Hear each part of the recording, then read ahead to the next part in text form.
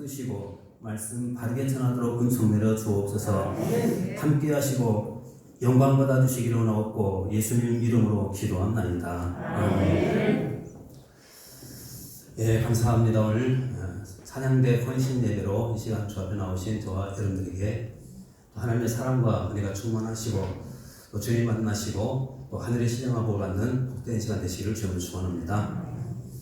저는 이 시간 시편 150편 1절로 6절까지 말씀을 가지고 할렐루야라는 제목으로 잠시 말씀을 나누시겠습니다. 따라서 해주실까요? 할렐루야. 할렐루야. 우리 옆 사람이 그렇게 또 인사 한번 나누십시다. 우리 할렐루야. 자, 할렐루야라는 뜻이 뭘까요? 하나님을 찬양하라, 여호와를 찬양하라, 그런 뜻이 있죠. 그런데 오늘 이제 시편 150편은 우리가 아시는 것처럼 시편의 맨 마지막에 나온 시죠. 그런데 이 신언을 우리가 잠깐 주목해 보시면, 처음 시작도 할렐루야, 끝나는 부분도 할렐루야. 이렇게 시작이 됩니다. 그런데 이 말씀을 더 자세히 읽어보시면 이 할렐루야라는 단어가 찬양하라 그런 뜻을 갖고 있는데, 이 찬양이라는 단어를 쭉 한번 찾아보시면 총 몇 번이 나오냐면 13번이 등장하고 있는 것을 볼 수가 있습니다. 다시 말하면 1절에서부터 6절까지 말씀은 굉장히 짧은 말씀에도 불구하고 찬양이라는 이 단어가 13번 등장해요. 잠깐 한번 보십시오. 자, 첫 번째 할렐루야, 이것도 찬양이죠. 그의 성소에서 하나님을 뭐하고요? 찬양하고, 그의 권능의 궁창에서 그를 뭐하고요? 찬양하고, 또 그의 능하신 행동을 뭐하고요? 찬양하고, 그의 지극히 위대하심을 따라 뭐하고요? 찬양하고, 또 3절 말씀도 나팔소리로 찬양하고, 비파와 소금으로 찬양하고, 또 4절 말씀도 소고치며 춤추어 뭐하고요? 찬양하고, 현악과 퉁소로 뭐하고요? 찬양하고, 5절 말씀도 큰 소리 나는 제목으로 찬양하고, 높은 소리 나는 제목으로 찬양하고, 또 호흡 있는 자마다 여호와를 뭐하고요? 찬양하고, 그 다음 마지막 할렐루야 찬양. 총 13번이나 등장합니다. 이 짧은 그 시 가운데서. 그러면 왜 이렇게 많이 등장하고 있을까? 찬양이 그만큼 중요하기 때문에 그렇습니다. 굉장히 중요합니다. 우리가 잘 아시는 것처럼 요한계시록 4장과 5장 말씀에 가서 보시면 어떤 사건이 기록되어 있냐면, 이제 천상의 예배의 모습을 우리에게 보여주고 있죠. 그런데 천상의 예배의 모습을 가만히 한번 주목해 보십시오. 예배의 핵심이 뭘까요? 예배의 핵심이 찬양입니다. 다시 말하면 우리가 이 땅에 사는 동안 우리가 누리는 것들 중에서 천국에 가면 없어지는 것들이 분명히 있고 영원히 계속 유지되는 것들이 있는데, 그 중에서 하나가 바로 이 찬양입니다. 그래서 이 찬양은 이 땅에서도 우리가 해야 되고, 또 하나님 나라에 가서도 역시 우리는 뭐하면서 살아야 될까요? 찬양하면서 하나님을 예배하고 우리가 인생을 살아가야 됩니다. 그런 의미에서 볼 때 우리가 이 땅에서 찬양의 삶을 또 찬양하는 것을 우리가 배우지 못한다고 한다면 여러분 천국 가서 굉장히 불편할 겁니다. 여러분 천국 가서 불편한 삶이 되기 원하십니까? 아니면 천국 가서 기쁨의 삶이 되기 원하십니까? 네. 기쁨의 삶이 되기 원하신다고 한다면 반드시 우리는 이 찬양을 배워야 되는 겁니다.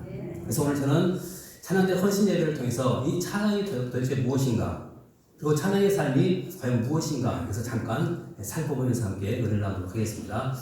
오늘 말씀은 쭉 몇 가지로 함께 나눠서 살펴보겠는데요. 자, 첫 번째는 찬양의 장소를 한번 보십시다. 자, 찬양의 장소. 자, 어디에서 찬양을 하라고 말하고 있는가 잠깐 보시는데요. 우리 1절 말씀 같이 한번 주목해 보십시오. 1절입니다. 시작. 할렐루야. 성소에서 하나님을 찬양하며 그의 권능의 궁창에서 그를 찬양하소서. 어디에서 찬양하라고 그러죠? 첫 번째, 그의 성소에서 하나님을 찬양해라. 이 성소가 어딜까요? 이 성소는 바로 땅의 성소를 말하고 있습니다. 땅의 성소. 그 다음에 또 두 번째가 나오죠. 어디에서 또 찬양하라고요? 그 권능의 궁창에서 그를 찬양하라. 자, 또 어디에서 찬양하라고 하면 궁창이 나오는데, 이 궁창이 어디냐면 바로 하늘의 성소를 말합니다. 자, 그러면 1절 말씀에서 하나님을 찬양하라고 말하는데 장소를 분명하게 우리에게 가르쳐주고 있죠. 땅에서. 그리고 하늘에서 하나님을 찬양하라. 그렇게 말합니다. 자, 그럼 보십시오. 여러분, 우리가 하나님을 찬양하는 거, 이건 엄청난 특권이죠. 왜 그런가 하면, 여러분, 하나님이 어떤 분이신가를 우리가 묵상해 보시면 이 찬양의 삶이 얼마나 큰 특권인가 우리가 알 수가 있습니다. 여러분 하나님은 너무나도 위대하신 분입니다. 근데 그 하나님을 내가 내 입술로 하나님을 찬양을 산다는 거 이것만큼 큰 축복이 이 세상에 어디에 있겠습니까? 그래서 여러분 이 찬양은 결코 우리에게 짐이 아니라 이것은 우리에게 큰 특권이라는 걸 깨닫고 입술을 열어서 날마다 하나님을 찬양하는 그런 삶이 될 수 있기를 바라겠습니다.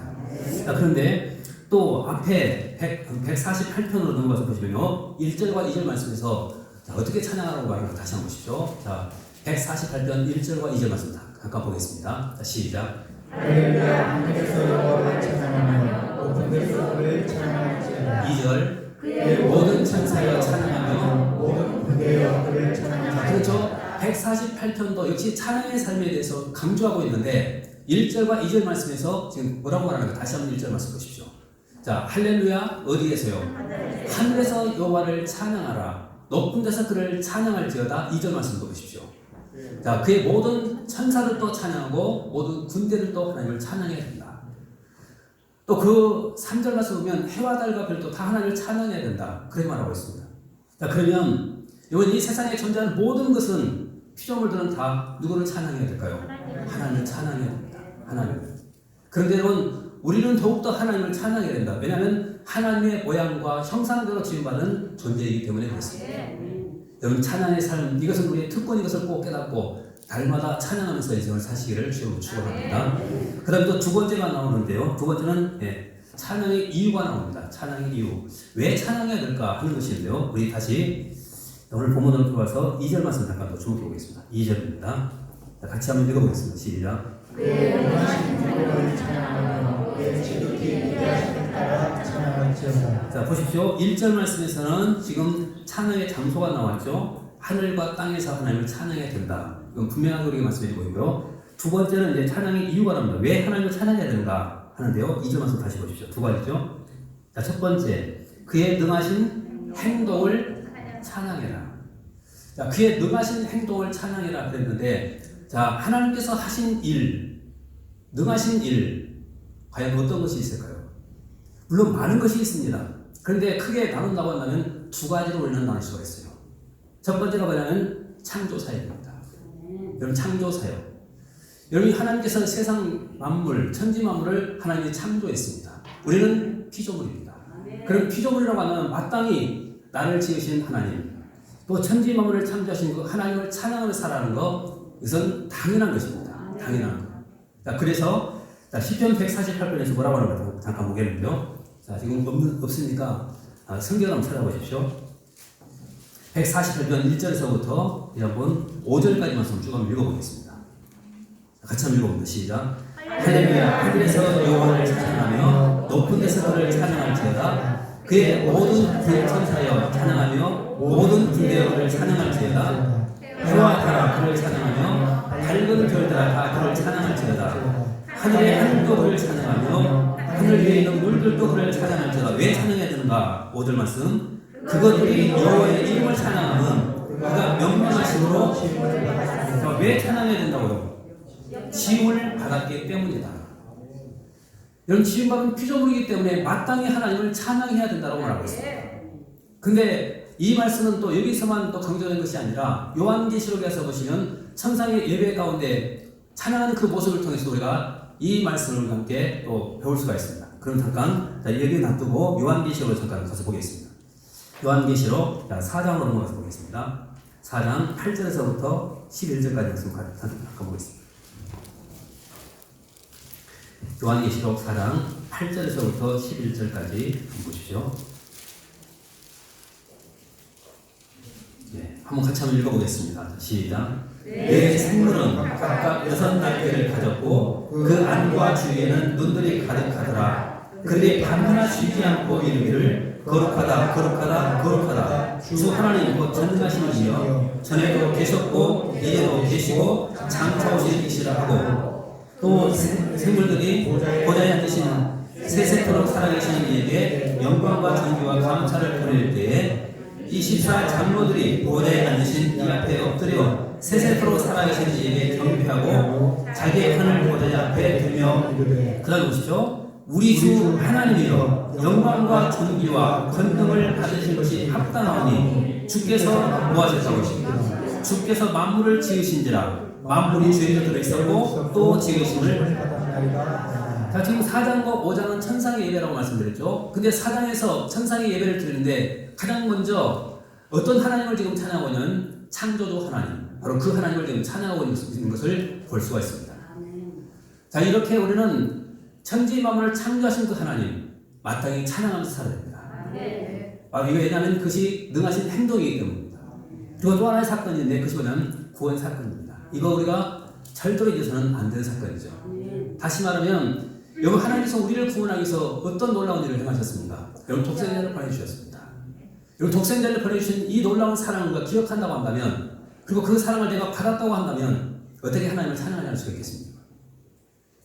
그래서 우리는 항상 두 가지를 생각해야 된다. 하나는 천지만물을 창조하신 창조주 하나님을 기억하면서 우리는 하나님을 찬양해야 되고, 또 하나 나 같은 사람을 구원해주신 그 하나님의 은혜, 구원의 은혜를 기억하면서 마땅히 하나님을 찬양해야 된다고 말하고 있습니다. 이것이 바로 천상의 예배 가운데 보여준 두 번째 예배 가운데 나오는데요. 자, 그러면 요한계시록 5장 9절로 14절까지 말씀 잠깐 보십시오. 요한계시록 5장 다시 한번 보십시오. 9절에서부터 14절까지 말씀 한번 보겠습니다. 찾아보십시오. 같이 한번 더 읽어보겠습니다. 시작. 그들이 새 노래를 불러 이르되 두루마리를 가지시고 그 인공을 빼기에 합당하시로다. 일찍이 죽임을 당하사 각 족속과 방언과 백성과 나라 가운데서 사람들을 피로 사서 하나님께 드리시고 그들로 우리 하나님 앞에 나라와 제사장으로 삼으셨으니 그들이 땅에서 왕노릇하리로다 하더라. 그러니까 잠깐 읽어보십시오. 자, 지금 9절 말씀에서 뭐라고 말하냐면요. 자, 그들이 새 노래를 불러 이르되 두루마리를 가지시고 그 인봉에 떼기에 합당하시로다. 일찍이 죽임을 당하사 누구십니까? 어린 양 대신 예수 그리스도죠. 각 족속과 방언과 백성과 나라 가운데서 사람들을 뭘로요? 피로 사서 하나님께 드리시고. 자, 지금 어떤 것을 찬양하고 있냐면 바로 우리의 구원 사건을 지금 기억하면서 하나님을 찬양하고 있습니다. 자, 4장에서는 나를 지으신 하나님을 기억하면서 찬양하고 있고 5장에서는 나를 구원하신 그 하나님을 기억하면서 지금 하나님을 찬양하고 있습니다. 그러면서 자, 7장으로 가서 보십시오. 7장 9절과 10절 말씀 같이 한번 읽어보겠습니다. 7장 9절과 10절 같이 한번 읽어보겠습니다. 시작. 이 일 후에 내가 보니 각 나라와 족속과 백성과 방언에서 아무도 이길 수 없는 큰 무리가 나와 흰옷을 입고 손에 종려 가지를 들고 보좌 앞과 어린 양 앞에 서서 큰 소리로 외쳐 이르되 구원하시니 오월에 앉으신 우리 하나님 어린 양에게 있도다. 자, 보십시오. 지금 여기서 무엇을 노래하고 있습니까? 구원을 지금 노래하고 있죠. 구원. 그래서 우리가 천국 가게 되면 우리는 두 가지 제목으로 우리는 노래할 수밖에 없는 것입니다. 하나는 천지 만물을 창조하시고 나를 지으신 그 하나님, 하나님 찬양할 수밖에 없고요. 또 하나는 나를 구원해 주신 그 하나님의 그 사랑을 기억하면서 은혜를 기억하면서 하나님을 찬양하게 된다는 겁니다. 다른 건 없습니다. 이 두 가지가 찬양의 이유이고 이 두 가지가 바로 찬양의 조건이 됩니다. 그래서 요한계시록의 이 찬양의 내용을 항상 우리는 기억해야 됩니다. 창조주 하나님, 구원의 하나님. 이분만을 찬양하시면서 또 이것을 복되게 사시길 바라겠습니다. 다시 오늘 또 본문으로 가세요. 자, 그 다음 또 두 번째가 뭐냐면요. 위대하심을 따라 찬양하라. 그러죠? 위대하심. 여러분, 하나님은 어떤 분이십니까? 한마디로 말씀드리면 너무나도 위대하신 분이십니다. 위대하신 분. 자, 너무나도 위대하신 분이라고 한다면 마땅히 찬양해야 되겠죠. 네, 그래서 찬양하는 겁니다. 그래서 찬양의 이유는 자, 첫 번째 들어가신 행동을 찬양하라. 이 행동이 뭐라고요? 창조와 구원, 구속의 사건이죠. 이거 기억하면서 찬양하고요. 두 번째는 위대하심, 하나님의 위대하심을 기억하면서 찬양하라고 말하고 있습니다. 이게 찬양의 이유입니다. 그 다음에 또 세 번째는요. 자, 찬양의 방법이 나오는데요. 자, 그러면 어떻게 우리가 찬양해야 될 것인가 하는 것이죠. 자, 3절에서부터 5절까지 말씀이 바로 그런 내용인데 자, 어떻게 찬양해야 될까 다시 한번 보십시오. 자, 3절에서 5절까지 시작. 나팔소리로 찬양하며 빛과 수금으로 찬양할지어다. 소고치며 주추어 찬양하며 철원과 청소로 찬양할지어다. 큰 소리 나는 체육으로 찬양하며 높은 소리 나는 체육으로 찬양할지어다. 자, 다시 한번 보십시오. 3절 말씀부터 여기에 등장하는 악기들을 한번 가만히 한번 주목해 보십시오. 자, 이 악기를 다 한번 모아보면 오케스트라가 됩니다. 오케스트라. 그래서 여러분과 하나님을 찬양할 때 어떻게 우리가 하나님을 찬양해야 될 것인가? 모든 악기를 다 통원해서 하나님을 찬양하라고 말합니다. 그런 의미에서 우리는 악기에 대한 편견 가져서는 결코 안 되는 겁니다. 자, 다시 한번 보십시오. 자, 3절 말씀부터. 자, 나팔 소리로 찬양하라. 자, 이 나팔은 우리가 다 알죠. 자, 순양의 뿔을 가지고 만든 나팔이 있습니다. 그 나팔로 하나님을 찬양하라고 말합니다. 그 다음에 또 뭐가 나옵니까? 비파와 수금. 이것은 일종의 현악기입니다. 현악기. 이것을 또 사용해서 하나님을 찬양하라고 말하고 있습니다. 그 다음에 또 뭐가 나옵니까? 소고. 이 소고는 또 아시는 것처럼 뭐 탬버린과 같은 작은 북들을 말합니다. 이것을 역시 치면서 하나님을 찬양하라고 말합니다. 그 다음에 또 뭐가 나옵니까? 현악과 청소. 뭐 이것은 아시는 것처럼 피리 또는 플룻 이런 것들을 말하죠. 바로 이것을 불면서 하나님을 찬양하라고 말합니다. 그 다음에 또 뭐가 나옵니까? 예, 높은 소리 나는, 큰 소리 나는 재금, 또 높은 소리 나는 재금. 자, 이게 재금이 나오는데 이것은 심벌지 같은 그런 악기를 말합니다. 자, 그러면 이 정도 되는 악기가 동원돼서 자, 연주한다고 생각해 보십시오. 이건 그야말로 오케스트라입니다. 그렇게 하나님을 악기를 연주하면서 하나님을 찬양하라고 말하고 있습니다. 그러면 우리가 사용하고 있는 이 모든 악기들은 다 하나님의 영광을 위해서 우리는 사용되어야 된다는 겁니다. 그럼에도 불구하고 어떤 분들은 이 악기에 대한 편견을 많이 갖고 계시는 분 계세요. 그래서 교회 안에서 피아노 외에는 어떤 것도 사용하지 말라고 그렇게 말하는 사람도 있더라고요. 근데 여러분 그렇지 않습니다. 자, 그런 의미에서 보면 성경은 피아노 치라는 그런 말이 없죠. 그렇게 따진다고 한다면. 그러니까 여러분 악기에 대한 편견 가져서는 결코 안 됩니다. 피아노 쳐도 되고 또 우리가 드럼을 쳐도 되고 그리고 오르간을 쳐도 되고 또 뭐 피리를 불어도 되고 이런 모든 악기를 다 동원해서 우리는 하나님을 찬양해야 됩니다. 근데 모든 것이 다 하나님의 영광으로서 사용되어진다면 이것만큼 가치 있는 이 세상에 어디가 있겠습니까? 그뿐만이 아니라 우리는 내 몸으로도 하나님을 얼마든지 찬양할 수가 있습니다. 춤추며 찬양할 수가 있고 또 뭐 하면서 찬양할 수 있을까요? 예, 손뼉 치며 하나님을 찬양할 수가 있습니다. 악기도 사용할 수 있고 또 내 몸이 악기가 돼서 손뼉도 치고 춤을 추면서 하나님을 얼마든지 찬양할 수가 있게 됩니다. 여러분 이런 방법을 가지고 하나님을 찬양하시고 더욱 높이는 그런 저와 되시길 바라겠습니다. 그 다음 마지막 네 번째는요. 자, 찬양의 대상이 나오는데요. 자, 마지막 구절 한번 보십시오. 6절 말씀 같이 보겠습니다. 6절입니다. 시작. 호흡이 있는 자가 여호와를 찬양할지어다. 할렐루야. 자, 누가 하나님을 찬양해야 된다고요? 호흡이 있는 자마다 여호와를 찬양하라. 자, 호흡이 있는 자, 누구를 말할까요? 숨 쉬는 자들을 말하고 있습니다. 여러분 숨 쉬고 계십니까? 네. 숨 쉴 때마다 하나님을 꼭 찬양하십시오. 왜냐하면 성경은 분명하게 말합니다. 호흡이 있는 자마다 숨 쉬고 있다면 마땅히 하나님을 찬양해야 된다. 그렇게 말하고 있습니다. 그래서 이 찬양의 삶은 우리가 해도 되고 안 되는 것이 아니라 찬양의 삶은 하나님께서 우리에게 명령하신 명령입니다. 그렇기 때문에 항상 여러분 입술을 열어서 하나님을 찬양하면서 인생을 꼭 살게 되시길 바라겠습니다. 자, 장소는 상관없습니다. 어디에서든지 우리는 찬양할 수가 있죠. 내가 설거지를 하면서도 찬양할 수 있고 빨래를 하면서도 찬양할 수 있고 또 우리가 차를 타고 가면서도 찬양할 수 있고 얼마든지 찬양할 수가 있습니다. 구원받은 하나님의 백성이라면 또 지음받은 하나님의 백성이라고 한다면 여러분 입술을 열어서 하나님을 마음껏 찬양하면서 인생을 복되게 사시길 바라겠습니다. 왜냐하면 이 찬양에는 뭐가 있냐면 찬양에는 권능과 능력이 있습니다. 우리가 잘 아시는 것처럼 바울과 실라가 빌립보 감옥에 갇혀 있을 때, 자, 그 옥토가 움직이고, 자, 창고가 풀려지고, 자, 문이 열리는 그 기적이 어떻게 나타났습니까? 바로 찬양이 있습니다. 그럼 찬양은 이런 놀라운 승리가 있습니다. 그래서 우리는 항상 찬양하면서 승리하면서 기뻐하면서 감사하면서 우리가 인생을 살아가는 겁니다. 아무튼 이번 한 주간도 꼭 이 말씀 기억하시면서 찬양으로 영광을 들으시고 또 승리하는 그런 저와 되시기를 주로 축원합니다. 결론적으로 말씀 한번 해보고 마치겠습니다. 이사야 43장 21절 말씀 같이 한번 보겠습니다. 시작. 이 백성은 나를 위하여 지었나니 나를 찬송하게 하려 합니다. 예, 그렇죠. 여러분 이것이 목적입니다. 이 백성은 내가 나를 위하여 지었다. 내가 나를 찬송하게 하려 함이니라.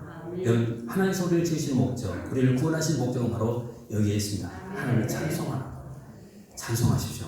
그리고 이번 한 주간도 꼭 승리하는 한 주간 되시기를 지금 축원합니다. 기도하겠습니다. 좋으신 아버지 은혜를 감사합니다. 저희를 불러주시고 함께